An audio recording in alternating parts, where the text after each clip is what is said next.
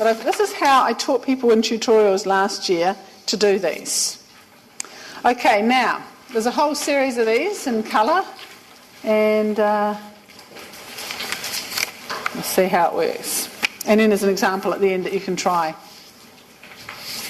Right, so here's a question. Students attending a testing session tend to pass 70% of the time. And so we go, and 8 students came to a testing session. What is the probability that exactly 5 passed, 5 or fewer passed, fewer than 5, 5 or more than 5? Okay, so those are the different ways that you can do it. Okay, so you have to look at them, and each one of those is going to have a different answer. So first of all, we're going to see it's a binomial distribution because we have a binary thing, either pass or fail. We've got multiple different ones, so we have 8 students, so that's the number of trials. They are independent of each other, and we have a probability of each one of them getting or being successful. So we can use the binomial distribution here, and the number we're interested in is 5 out of 8.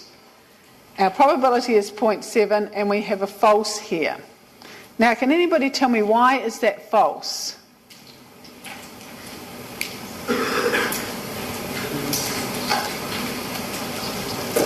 Okay, I'll give you a hint. It's this word here. The minute you see exactly, that means it'll be false. So it means we're only interested in that exactly 5 people passed. The false refers to whether it is cumulative or not. This is not cumulative. We don't want to know up to and including 5. We just want to know exactly 5, so that's why we would use false. Okay, all of the ones from now on are not exact, so they will all say true. But what makes a difference is whether we have 5 as the number there or 4, and whether we subtract from 1 or not.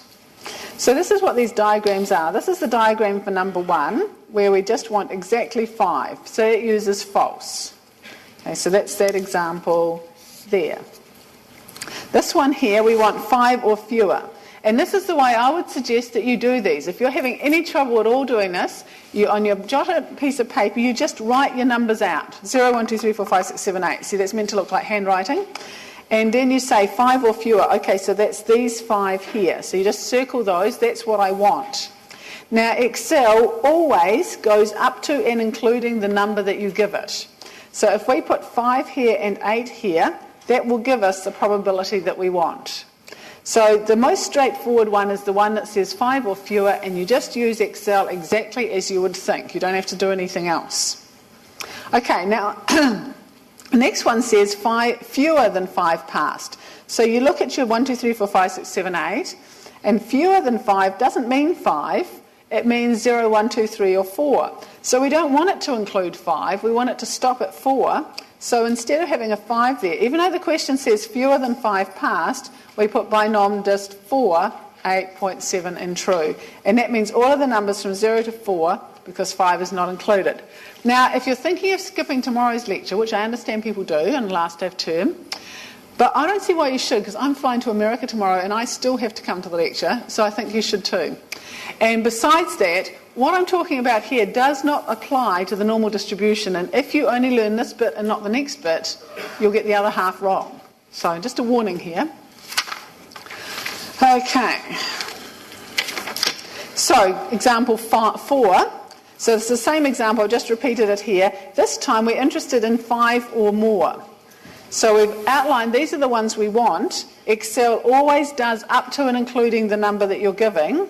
So that means we're going to put a 4 there, because it's going to be 1 minus all of the ones up to 4. So this thing here adds up all of the ones up to 4, but we want all of the ones that aren't that, 1 minus it. So that gives us those ones there. So that's example 4. And then example 5, more than 5 passed. Okay, so if it's more than 5, we don't want to include 5 in it. We want to have just 6, 7 and 8, which means in the bit that we get Excel to find out, it does have 5 in it. So we go 1 minus binomial distribution, and we have the 5 in there. So those are the 5 different ways that you could possibly have to find a distribution, find a value. And so you just need to practice doing those to help you. Oh, and there's another one I forgot. Okay, so students attending a testing session tend to pass 70% of the time. 8 came to students. What is the probability that exactly 3 or 4 passed? Now, I thought this was obvious, but it wasn't last year because we had one of these in the proctored quiz and not in the non-proctored, and everybody got all upset and failed and stuff like this. So I've included one now.